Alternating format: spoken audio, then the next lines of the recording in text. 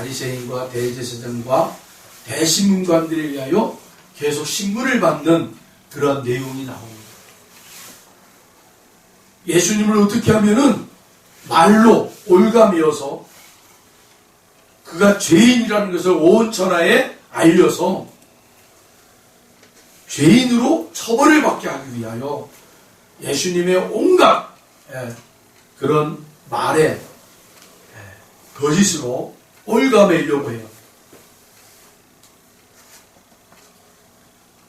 여기에서 일어나고 저기에서 일어나고 예수님을 음모하는 세력들이 계속해서 일어납니다. 그리고 이제는 그 예수님을 신문했던 모든 사람들이 다 신문이 끝나고 이제 예수님이 본인의 이야기를 할 때, 자, 예수요, 일어나. 당신이 지금까지 저 사람들이 얘기한 것에 대한 변론을 하시오.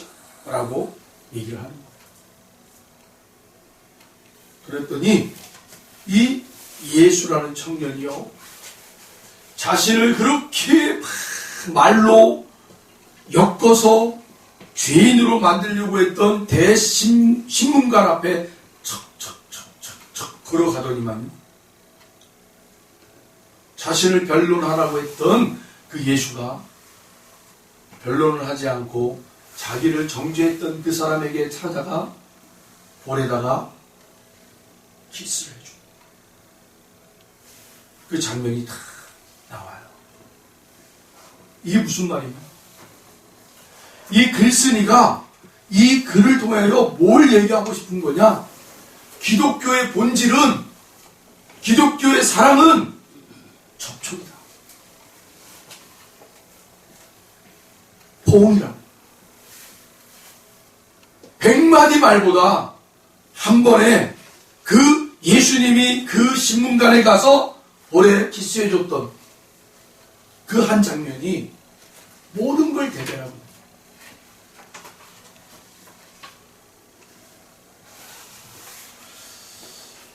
이 가톨릭에서요, 이 사제들이 있잖아요. 가톨릭의 사제들이 나와서 성만찬을 하고 나서 그 다음에 뭐라고 얘기합니까? 팍스 보비스크 라고 외쳐요. 그러면 성만찬을 했던 모든 신자들이 옆에 있는 사람들과 포옹을 합니다. 성만찬의 핵심은 바로 사랑이라는 거예요. 그것을 손수 자신들이 그렇게 실천합니다.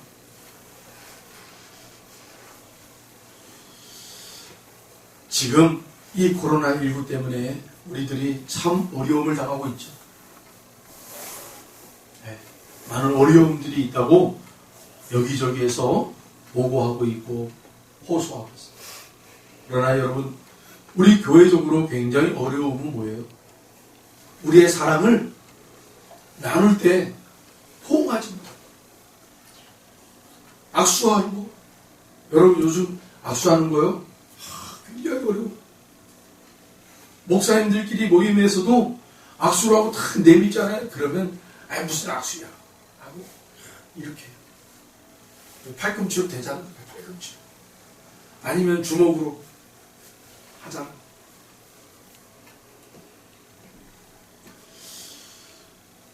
제가 그때부터 이걸 갖고 다녀요.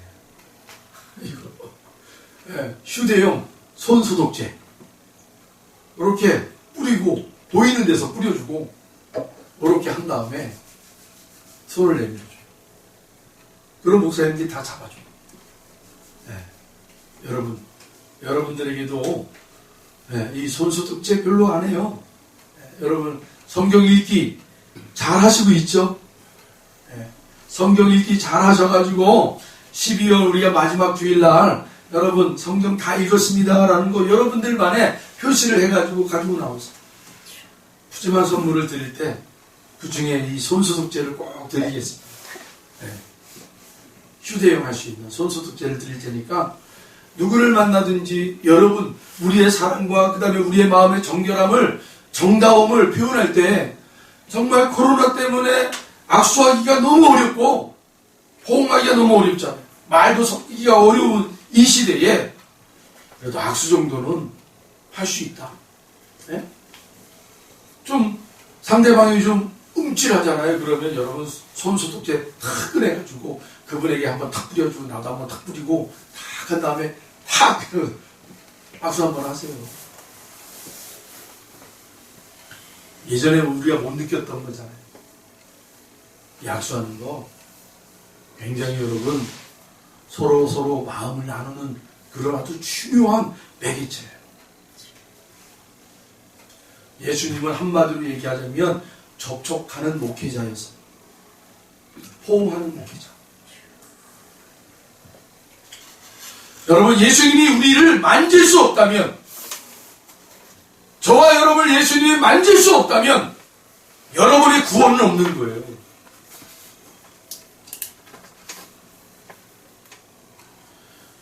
우리를 만지지 못하는 예수님은 구원을 우리에게 줄 수가 없는 거예요.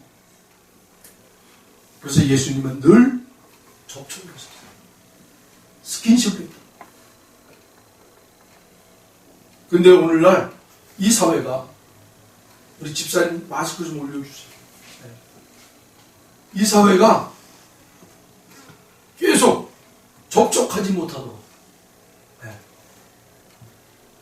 이 코로나19가 그런 분위기를 계속 만들어가고 있어요. 그런데 미국의 어느 주는요, 그 주지사가 여자분인데 자기의 주에는 이 코로나19 때문에 수십만이 지금 죽어나갔는데도 마스크 쓰고 악수하는 거 그것 때문에 죽어나가는 게 아니다. 너무 과장된 거다. 그래서 이 여 주지사는 자기의 주에서는 강제 조항을 넣지 않겠다라는 거예요. 본인이 답답해가지고 나는 안 쓴다 그러면 쓰지 마라. 그걸로 전파되는 게 아니다라는 거예요. 오히려 마스크가 오히려 몸에 더 해롭다라는 거예요. 글쎄요, 뭐가 진짜인지는 모르겠어요. 우리 국민들이 정부에서 마스크 씁시다 했더니 80% 90%가 마스크를 쓰고 다녀요. 마스크. 그런데 아주 희한한 거는 어느 시점만 되면 이 코로나19가 다시 발생이 됩니다.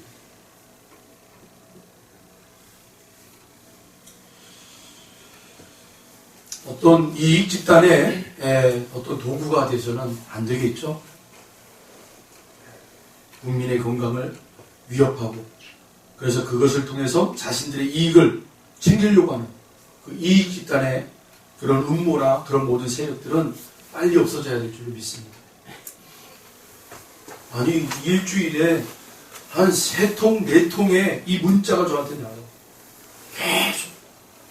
목사님, 교회에 이렇게 뭐 하면 안 됩니다. 뭐 하면 안 됩니다. 뭐 하면 안 됩니다. 그냥 계속 날라와, 문자. 얼마나 이 문자 오염인지 몰라요. 그 문자를 딱 받는 순간에 길거리에 나가서 조금만 들여다보면은 다닥다닥 붙어서, 다닥다닥 붙어가지고, 아무도 안 해요.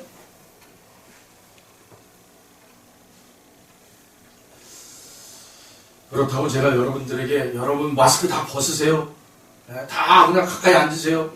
라고 얘기하면 안 되겠죠. 지킬 건 지켜야 돼요. 그러나 너무 편향된 그러한 이야기를 우리에게 지시하고 요구한다면 그것은 좀 잘못됐다. 라고 말씀을 드리고 싶습니다. 이 기독교 신학에서요, 가장 중요한 건 바로 아까도 말씀드렸지만 접촉이에요. 접촉. 사람과 사람과의 접촉이 굉장히 중요해요. 그래서 저는 여러분들에게 이런 얘기를 하고 싶어요. 이웃 간의 관계에서 접촉이 점점점 소외되고 없어지고 있잖아요. 그러면 가정에서 여러분의 사랑하는 남편과 아내와 더 가까이 하십시오. 더 가까이 하세요. 사람은요, 접촉이 무너지면, 떨어지면 이 심령이 맹한 거예요. 마음이 맹한 거예요. 그리고 기독교의 두 번째로 위대한 사건은 바로 입맞춤이에요. 입맞춤. 그 첫 번째 위대한 입맞춤이 뭔 줄 아세요? 하나님이 아담과 하와에게 입맞춤을 해주셨던 거예요. 생기를 불어넣었던 그 사건. 그리고 위대한 입맞춤의 두 번째 사건이 바로 예수님이 제자들을 향하여 성령 받으라 라고 입맞춤을 해줬던 사건이에요. 이게 우리 기독교사의 가장 위대한 입맞춤 사건들의 두 가지예요.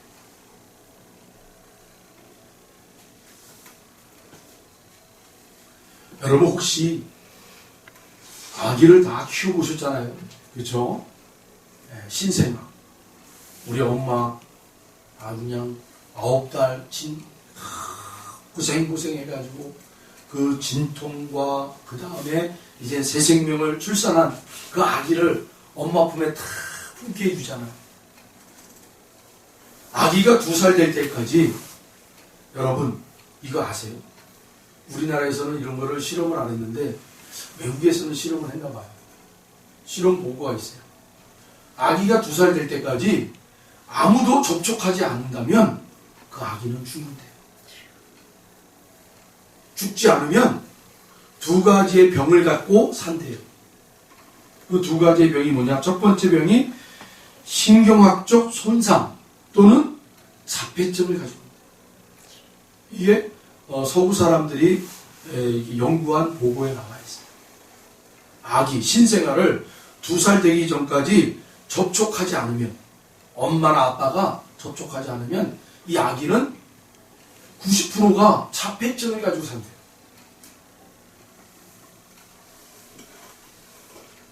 그리고 또 다른 측면에서는 2살이 되기 전까지 아기에게 신체적 접촉을 하면 이 아기가 두뇌가 굉장히 발달이 된대요. 그래서 우리나라 이 IQ가요, 세계에서 2등을 하는 거예요. 1등이 뭐 유대인들이라고 그러잖아요. 머리 가장 좋은 나라 국민이 바로 유대인이고 그 다음이 바로 우리 대한민국 사람들. 그거를 분석해 보니까 우리나라 사람들이 아기를 엄마나 아빠나 껴안고 살아요. 껴안고 살아요. 네. 그래서 엄마 품에 안은 이 아기들이요, 그 엄마의 품의 따뜻함과 그 엄마의 가지고 있는 그 감성과 그 모든 것들을 이 아기들이 2살 되기 전에 다 받아들여가지고 머리에 이게 막 작동이 돼요. 근데 요즘 젊은 엄마들은 보니까 아기들을 낳고는 몸이 망가진다고, 이 젖도 안 주고 모유도 안 주고 분유로 다 대신하고 그런다잖아요. 그래서 많은 학자들이 하는 말이 이 시대에 이제는 젊은 세대에 나온 아이들이 과연 이 대한민국의 이 머리 좋다라고 막 평가받았던 이 머리 좋음이 과연 지속될 수 있을까? 라고 이렇게 걱정하는 분들도 있어요. 근데 여러분, 신생아는 2살 되기 전까지 엄마들이 품고 살아야 돼요. 2살이 뭡니까? 계속.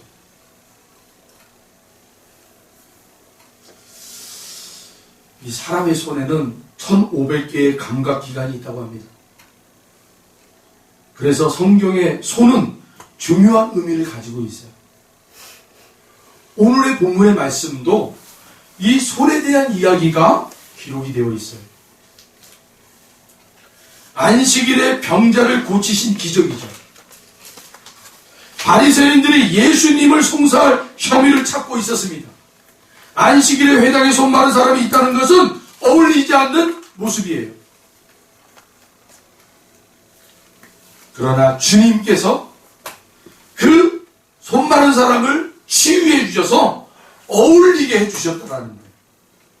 사랑하는 성도 여러분, 주님은요, 어울리지 않는 우리들의 삶의 자리에 어울리게 해주기 위하여 회복하시고 치유해 주십니다. 아멘?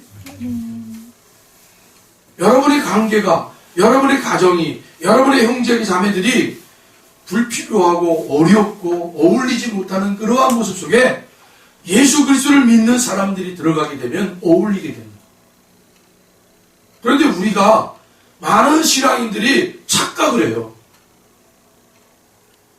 신앙을 지키기 위해서 믿지 않는 사람들과 관계 속에 구별되고 떨어지고 분리되고 이렇게 생각을 하신단 말이에요. 아니에요. 주님은 오히려 반대였어요. 어울리게 하셨어요. 어울리지 못하는 사람을 그 속에서 어울릴 수 있는 사람으로 만들어주셨다. 그게 우리 믿는 사람들이 가져야 할 모습이에요.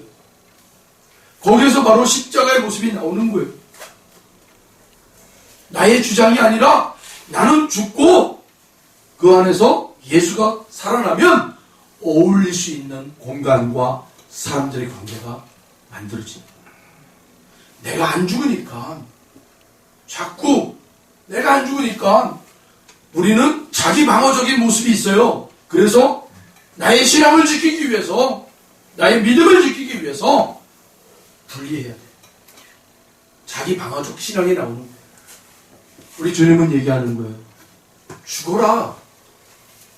내가 너희들을 그 가정에 그 형제들 속에 보낸 이유는 너희들이 나를 통하여 본 바로 십자가를 통하여 자기 희생과 살려내는 그 사랑의 종교다라는 거예요. 그런데 이 바리새인과 같은 사람들은 어떤 생각을 가지고 있는 거예요? 어떻게 하면 저 예수를 죽일까? 어떻게 말의 꼬투리를 잡아가지고 죽일까? 그런데 예수님은 어떤 생각이었어요? 어떻게 하면 살릴까? 어떻게 하면 살릴 수 있을까? 내가 죽어야 되겠다. 여러분 바리새인들이 얘기했던 이 음모 있잖아요. 안식일에 예수님이 일했다라는 거예요. 그래서 잡아 죽이자라는 거 아닙니까?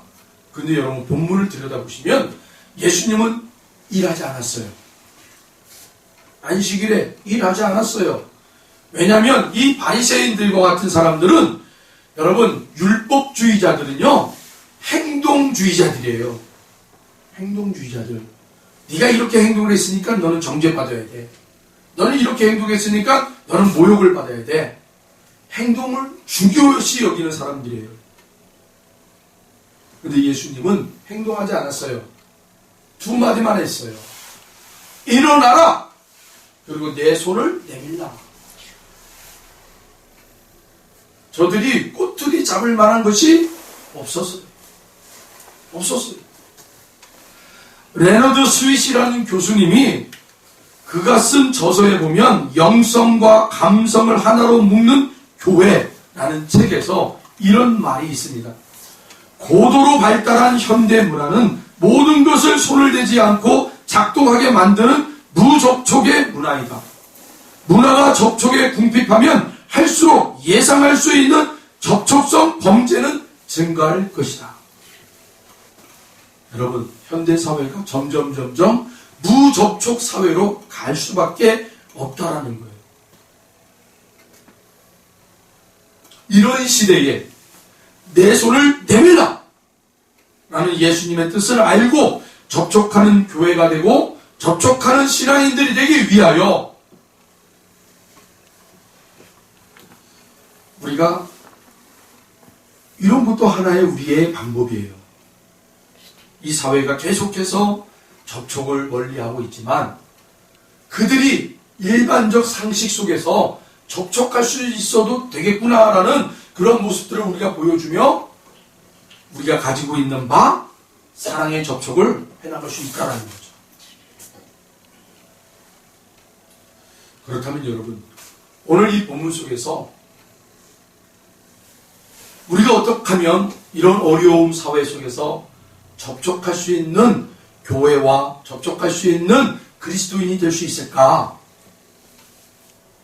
한번 여러분 이 세 가지의 주제를 가지고 여러분들에게 말씀드릴 때 여러분들이 한번 각자가 이렇게 좀 여러분들의 사고와 여러분들의 해석으로 받으셔가지고 여러분들의 삶에, 여러분들의 처지에 따라서 이것을 잘 활용하시기를 바랍니다.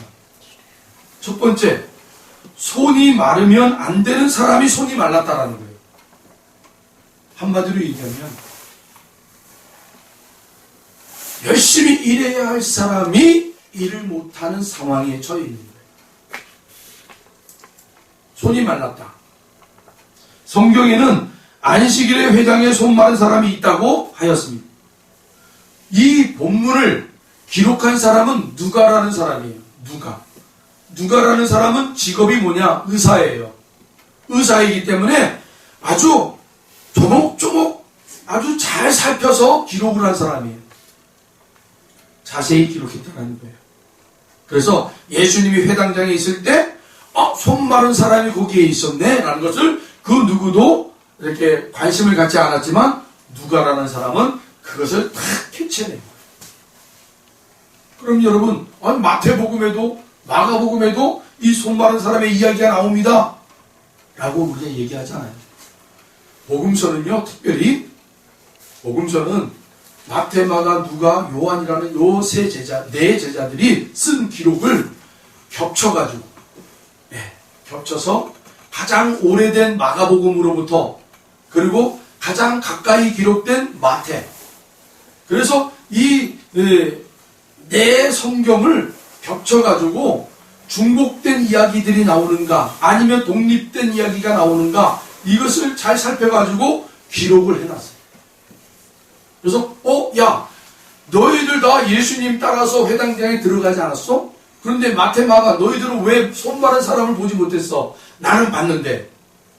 그래서 그러면 마태복음에도 바로 누가가 보았던 이 손 마른 사람의 이야기를 싹 집어넣는 거예요. 네. 그렇게 여러분 복음서가 우리에게 다가온 거예요. 이것을 하기 위해서 수많은 신학자들이 골머리를 쓰고 사료들을 취합하고 감동받은 대로 그렇게 만들어낸 게 성경이에요. 은혜의 성경. 누가라는 사람이 굉장히 관찰력이 좋아요. 의사이기 때문에. 오른손이 손이 말랐다. 여러분 헬라어에는 이 말랐다라는 요 표현 있잖아요. 여기에 요 표현이 분사로 되어 있어요. 그러니까 무슨 말이에요? 이 손이 말랐던 사람이 태어날 때부터 손이 마른 사람이 아니라 정상적인 손을 가지고 일을 하다가 어느 순간에 다쳐서 손을 못 쓰게 된 사람이라는 거예요.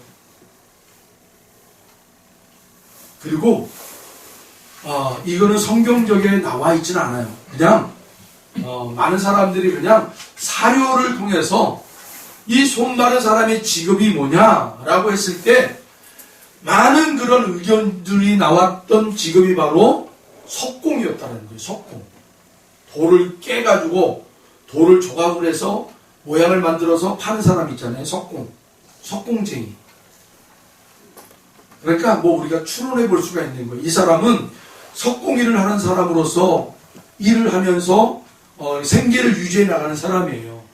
그런데 어느 날 석공 일을 하다가 돌이 잘못 쳤든지 돌이 떨어져서 이 사람에게 오른손이 다치게 된 거예요. 그래서 더 이상 석공 일을 못하게 된 거예요. 여러분 석공 일을 못하면 생계가 어렵게 된 거예요. 생계가 어렵다는 건 뭐예요? 자기 혼자만의 어려움이 아니에요. 자기 식솔들 있잖아요. 식솔들. 가장으로서 생계를 책임지지 못하는 가장 얼마나 처량합니까? 불쌍한 사람이에요. 그리고 이 사람이 지금 회당 안에 있었다는 건 뭐예요? 손이 마랐다라는 이 표현은 또 다른 말로 봉사하지 못한다라는 거예요. 기도하지 못한다라는 거예요. 근데 이 사람이 지금 회당 안에 있어요. 그래서 아까 서두에 뭐라고 그랬어요? 회당에 하나 어울리지 못하는 사람이 있는 거예요. 기도해야 되는 자리에서 기도하지 못하고 있다라는 거예요.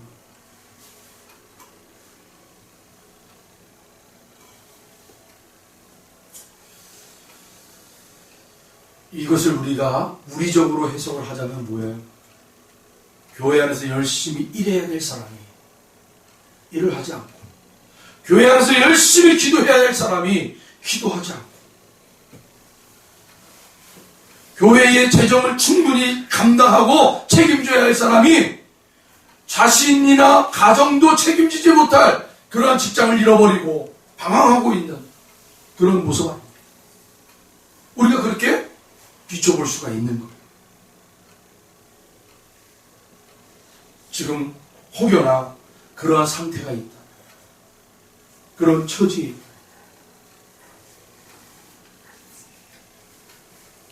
우리 주님이 회복시켜 주십니다. 회복시켜 주십니다. 잠언 31장 20절에는 이런 말이 있어요. 그는 공고한 자에게 손을 펴며 궁핍한 자를 위하여 손을 내밀며. 칭찬 듣는 사람은 궁핍한 자에게 손을 내미는 자라. 신명기 15장 11절에는 땅에는 언제든지 가난한 자가 그치지 아니하겠으므로 내가 내게 명령하여 이루노니 너는 반드시 내 땅 안에 내 형제 중 곤란한 자와 궁핍한 자에게 내 손을 펼치니라.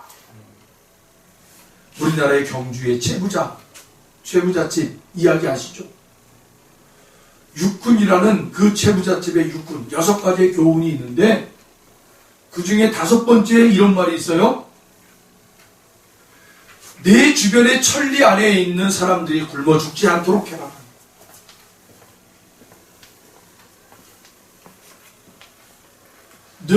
너의 가정에서 천리 안에 있는 사람들이 굶어 죽으면 바로 그건 네 책임이야.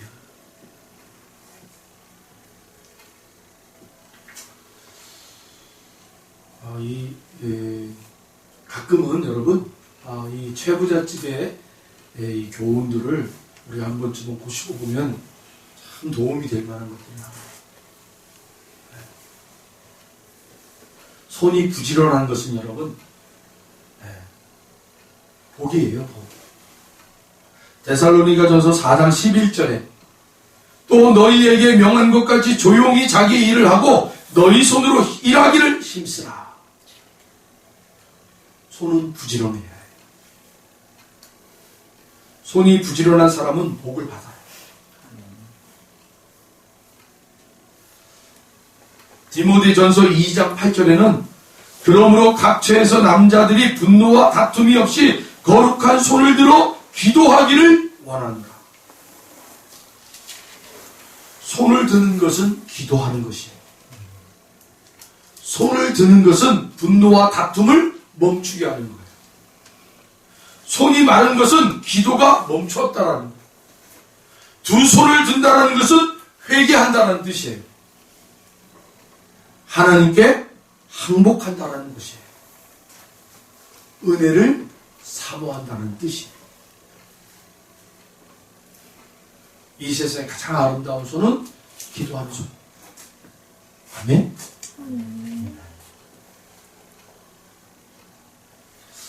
손이 마른 자의 손은 보기도 흉합니다. 생산하지 못할 뿐만 아니라 흉해서 보이기 싫은 손이에요. 어떤 분은 손을 가리켜 인체의 마술사 또는 역사의 주름잡이라고 말합니다. 착한 일도 손이 하고 못된 짓도 손이 합니다. 아담과 하와는 그 손으로 금단의 열매인 선악과를 따먹고 원죄를 후손들에게 물려주었죠. 그러나 십자가에 못 박힌 예수 그리스도의 손은 아담과 하와로부터 내려오는 원죄를 사하시고 우리를 구원하신 손이 되었어요.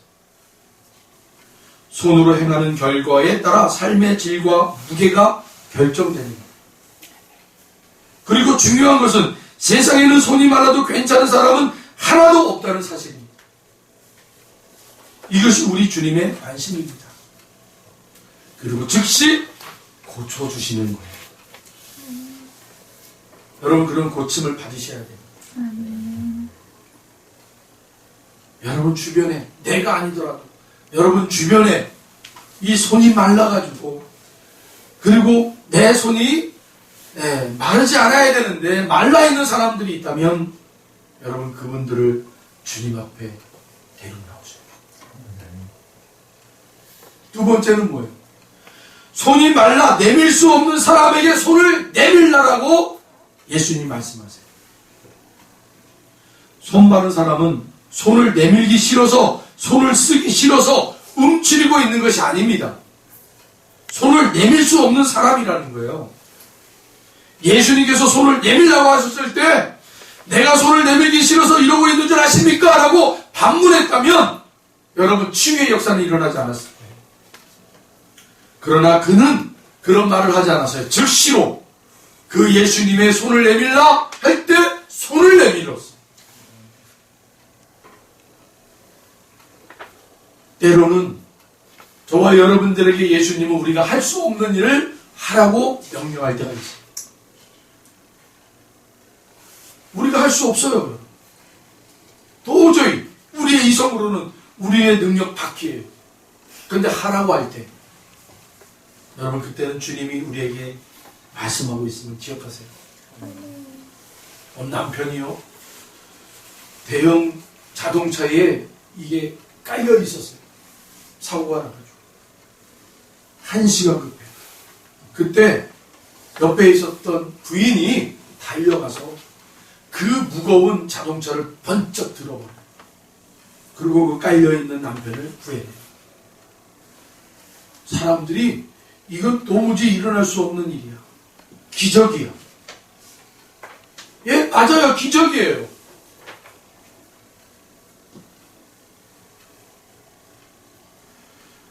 사랑하는 성도 여러분,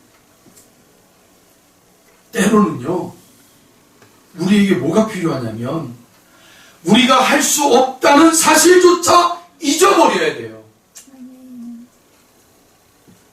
우리는 할 수 없어요 라는 그 생각조차도 잃어버릴 때 비로소 우리가 주님 앞에 나간다.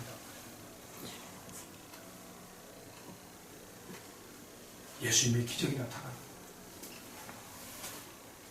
우리가 나는 할 수 없어요. 내 이성과 내 경험과 내 환경으로는 도저히 할 수 없어요 라고 그때 여러분 생각이 딱 여러분의 사고에 딱 자리를 잡고 있는 한 결코 예수님 앞에 나가지 못해요.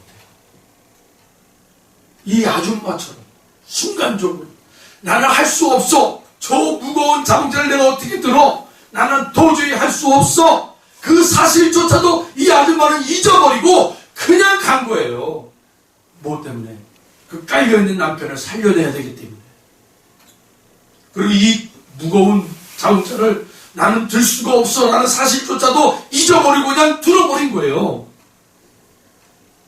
그랬더니 정말 그 무거운 자동차가 들리더라는 거예요. 예수님이 저와 여러분에게 우리가 도무지 할 수 없는 것을 하라고 할 때 그 사실조차도 나는 할 수가 없어요. 그 사실조차도 여러분 잃어버리기를 축원합니다. 그럼 주님 도와주세요. 그냥 주님 도와주세요. 주님 앞에 나가서 그럼 기적이 일어나는 거예요. 여러분 손바닥을 한번 이렇게 한번 펴보세요. 들어서 손바닥. 이 손바닥을 이렇게 누군가에게 보여준다는 것은요 굉장히 어려운 거예요. 우리는 쉽게 하잖아요. 쉽게. 많은 이 정신학자들이나 이런 학자들이 말하는 게 뭔지 아세요? 손바닥은 자신의 모든 것을 담고 있다 라고 얘기해요. 그래서 우리가 흔히 대화를 할 때 상대방이 막 얘기를 하는데 탁 이렇게 꼬아가지고 팔짱을 탁 끼고 손바닥을 가리고 그 사람이 이야기를 탁 듣는 그런 사람들 있잖아요. 가끔. 그거는요 자기를 안 보이는 거예요. 자기 자신을 안 보이는 거예요. 사람이. 그래서 굉장히 담이 있는 거예요. 거리감이 있는 거예요. 그래서 저 송기철 장로님이라고 영성 이 지도하시는 그런 장로님이신데 이분이 기도할 때 뭐라고 해요? 기도할 때 여러분 이렇게 두 손 모으고 기도한다고 그러잖아요. 근데 영성 깊이 기도할 때는 손을 이렇게 펼쳐놓고 하늘을 보고 그렇게 기도하라는 거예요. 이게 무슨 말이냐면 이 행동이 이 손바닥이 자신이 다 오픈됐다. 하나님한테 다 열어졌다. 열어줘야 돼요. 여러분 하나님 앞에 열어지기를 축원합니다. 여러분 간혹 세상 사람들은 손금 봐달라고 이렇게 손을 내밀잖아요. 손금 보는 사람들 앞에 손금을 봐주세요 하고 손바닥을 펼쳐주잖아요. 그리고 그 손금을 보는 사람들이 이렇게 보면서 몇 년생에 뭐 하는 사람이 뭐 다 얘기하면 솔직하게 다 대답하지 않습니까? 손금 봐달라고 하는 사람 치고 거짓말하는 사람이 있어요? 그렇다고 우리 성도님들 손금 보라는 얘기 아니에요. 다 그 사람들에게 다 손금 봐달라고 해도 덕이 안 돼요. 우리에게. 우리의 이 손바닥을 펼치는 대상은 누구예요? 하나님이요. 이 손바닥을 핀다라는 말은 내 마음을 다 연다라는 거예요. 할렐루야. 이 주님이 손 마른 사람을 고쳐주시는 이유는 뭐예요? 도무지 할 수 없는, 도무지 이 손바닥을 내줄 수 없는 그 사람을 하나님 내놔라. 그리고 내가 치료해줘. 그리고 치료뿐만 아니라 뭐예요? 네가 하나님 앞에 온전한, 비워지는, 열어지는, 그래서 하나님이 너에게 축복하시는, 부으시는 그런 놀라운 축복의 장이, 믿음의 장이 열어진다는 거예요. 여러분 그것을 사모하십니까? 사모하시길 바랍니다. 히브리서 4장 13절 여러분 한번 찾아보세요. 히브리서 4장 13절 신약성경 히브리서 4장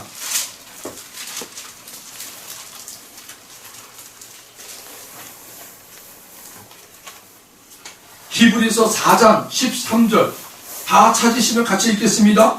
지으신 것이 하나도 그 앞에 나타나지 않음이 없고 우리의 결산을 받으실 이의 눈앞에 만물이 벌거벗은 것 같이 드러나느니라. 할렐루야.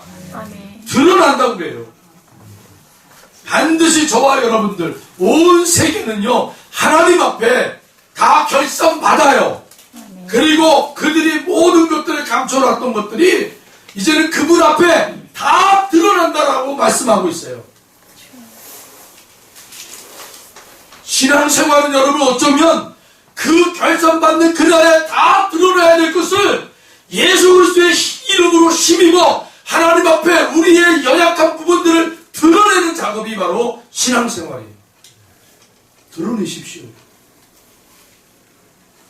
여러분이 드러내지 않고 꽁꽁 숨겨놨던 것들은 여러분 마지막 결산할 때 그분 앞에 다 드러나게 돼요. 그 전에 여러분 우리 주님께서 우리에게 내가 너와 함께 하리라 말씀해 주신 그 주님을 힘입어 여러분 우리가 부끄럽지만 하나님 앞에 감추고 싶었던 것들을 드러낼 수 있기를 원합니다.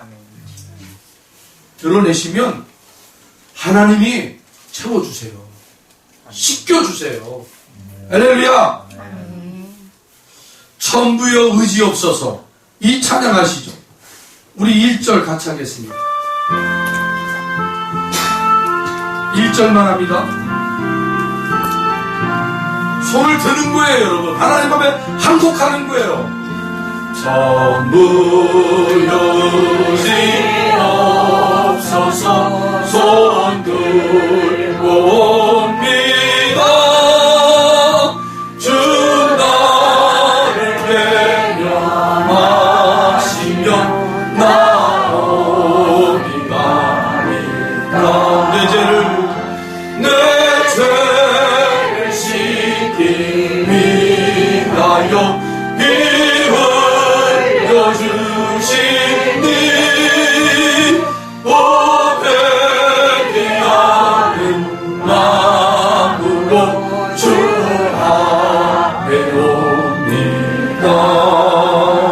할렐루야. 아멘.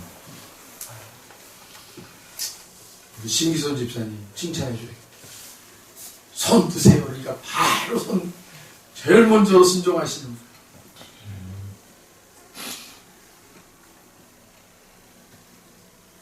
세 번째로 손을 내밀 때 다른 손과 같이 회복되었다라고 얘기하고 있습니다. 성경은 다른 손과 같이 되었다라고 합니다. 완전한 회복을 말하는 거예요. 주님은 우리가 손을 내밀고 완전히 비우고 복종할 때 완전히 치유해 주십니다. 출애굽기 4장 4절에는 여호와께서 모세에게 이르시되 내 손을 내밀어 그 꼬리를 잡으라. 그가 손을 내밀어 그것을 잡으니 그의 손에서 지팡이가 된지라. 제일 우리 하나님이 모세에게 지팡이를 지어 너에게 있는 것이 무엇이냐? 예, 지팡이입니다. 지팡이를 짊어지고 들고 나가서 나의 큰 일을 행하라. 그랬더니 모세가 이 무슨 지팡이 가지고 뭘 하겠어요 하고 의심을 했단 말이에요. 지팡이는 그냥 양칠 때나 쓰는 거지. 뭐 이걸 가지고 하나님의 큰 일을 어떻게 합니까? 라고 이 지팡이에 대한 의심을 하니까 하나님이 야, 그 지팡이 내 던져봐. 땅바닥에 던져봐. 그랬더니 탁 던졌더니 뱀이 됐어요. 그러고 나서 하나님 뭐라고 그래요? 그 뱀 꼬리를 잡아봐라. 여러분, 뱀은요 꼬리를 잡으면 안 돼요. 물려요. 두려움이에요. 무서움이에요. 근데 하나님이 잡으라. 잡았더니 지팡이가 되더라. 그 말은 뭐예요? 완전해지는 거예요. 너의 의심이 다시금 일어나지 않도록 하나님이 완전하게 하나님의 능력의 지팡이가 되도록 몸소 보여주신 거예요. 여러분, 혹시 하나님에 대한 의심이 있는 것들이 있으세요? 여러분의 삶의 자리에 하나님이 지어줬던 것들, 여러분의 건강, 여러분의 가정, 여러분의 자녀, 여러분의 재정, 여러분 그 하나님이 지어준 거예요. 우리에게 이 지어준 것을 가지고 세상에서 당당하게 살아라. 그런데 하나님, 나는 이것 가지고는 못 살겠어요. 불신하고 의심하고 있는 것들이 있으면 하나님이 그것을 어느 순간 싹 옮길 때가 있어요. 다른 방법일 수도 있겠죠. 그걸 무너지게 할 때도 있고, 그리고 그걸 다시 붙잡으러 할 때, 그래서 다시 붙잡게 될 때, 여러분 그것이 완전해지는 거예요. 하나님 나에게 주신 것, 능력의 도구가 맞구나. 저 여러분이 그렇게 의심되어지는 것들이 다시 완벽해지는 하나님의 성경을 수축하라 하시는 그런 하나님의 음성이 듣기를 바랍니다. 여러분의 의심했던 것들이 다시 완전해집니다. 요한복음 20장 27절에 의심 많은 도마에게 예수님이 나타나셨어요. 그리고 예수님 말씀하시는 거예요. 네 손을 뻗어서 내 옆구리를 만져봐. 내 손을 만져봐. 그리고 예수님이 뭐라고 그러는 거예요? 믿음이 없는 자가 되지 말고 믿음이 있는 자가 되라. 손을 내미시고 그 손을 내민 것을 치유하시고 회복하시는 이유는 단 한 가지. 믿음이 있는 자가 되게 합니다. 완전하게 하기 위함이에요.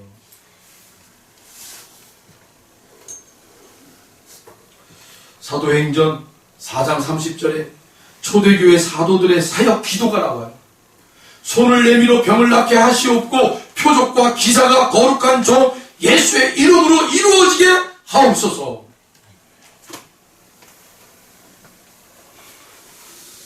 사도들이 손을 내미는 것은 낫게 하시는 역사예요. 병자들이 있으면 자신 있게 손을 내밀어야 합니다. 성도들이 이 시대에 능력 있는 성도들로 여러분 그렇게 하나님의 나라와 하나님의 살아 역사심을 나타내기 위하여, 물론 그 일도 교회가 해야 하지만 목사들도 해야 되지만 성도님들이 중요해요. 여러분에게 보내주신 그 자리에서 여러분 혹시 주변에 병자들이 있습니까? 여러분 낫게 하는 손이다. 여러분 그런 믿음 가지고 붙잡고 기도해 주시죠.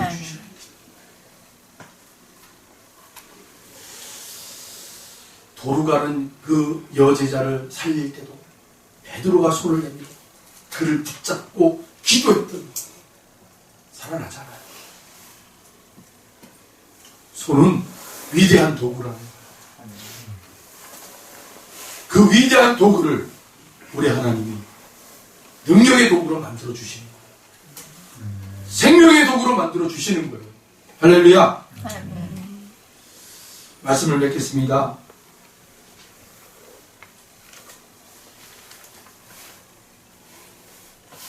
열심히 일해야 되는 사람, 열심히 공부해야 될 사람, 열심히 연구해야 될 사람이 지금 하지 못하고 있다면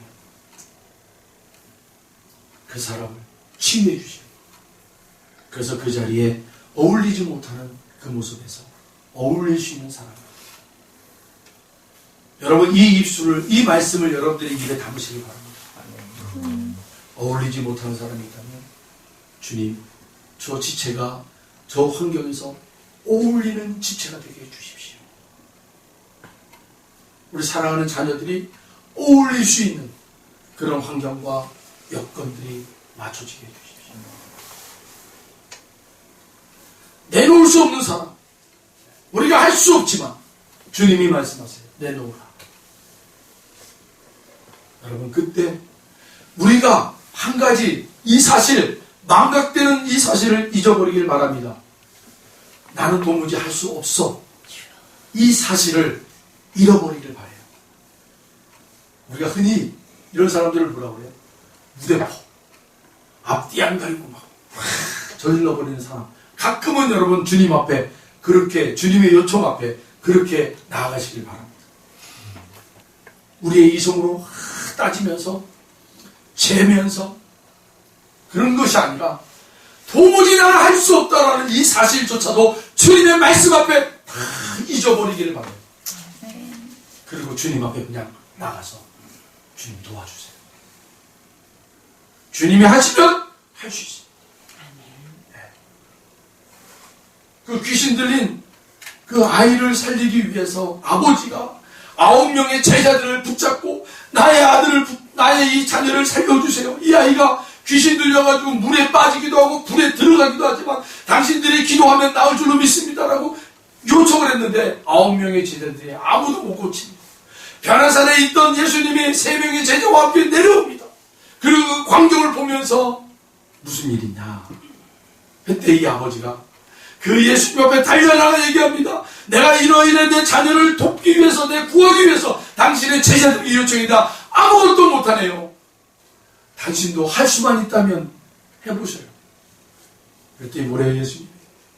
할 수만이 무엇이냐? 믿기만 하면 능치 못할 일이 없다. 너는 믿기만 하라. 여러분, 때로는 우리가 주님 앞에 믿기만 하는 거예요, 그냥. 나의 생각으로는 할 수 없어요. 이 사실조차도 그 주님의 준원한 말씀 앞에 다 사라지기를 축원합니다. 마지막 3번째는 뭡니까? 완전하게 회복하시는 거야. 여러분이 내민 그 불확실함 그리고 의심스러운 것들이 완전해지는 거예요. 그래서 그 완전한 것을 가지고 이제 누군가에게 여러분 그 하나님의 살아있고 하나님의 나라가 있음을 여러분이 능력있게 행하는 거예요. 모세는 여러분 그렇게 한 번의 시험을 경험하고 완전해지는 그 지팡이를 붙잡고 드디어 내려가는 거예요. 그리고 그 주님의 그 완전하심의 지팡이를 가지고 그가 첫 번째 거기에서 그 지팡이를 그냥 대는 거 아닙니까? 완전하신 그 지팡이. 하나님이 이 지팡이를 통해서 하나입니다. 그런 은혜가 저와 여러분에도 여러분의 삶의 자리도 충만할 줄로 믿습니다. 기도하겠습니다. 하나님 감사합니다. 오늘 이 귀한 말씀을 통하여서 우리에게 연약한 부분들이 다시 완전해지고 우리의 믿음이 견고해져서 하나님이 보내주신 자리에서 하나님의 그 성을 수축해 나가는 하나님의 아들, 딸들이 되게 하여 주시옵소서. 감사드리며 예수님의 이름으로 기도하옵나이다. 아멘.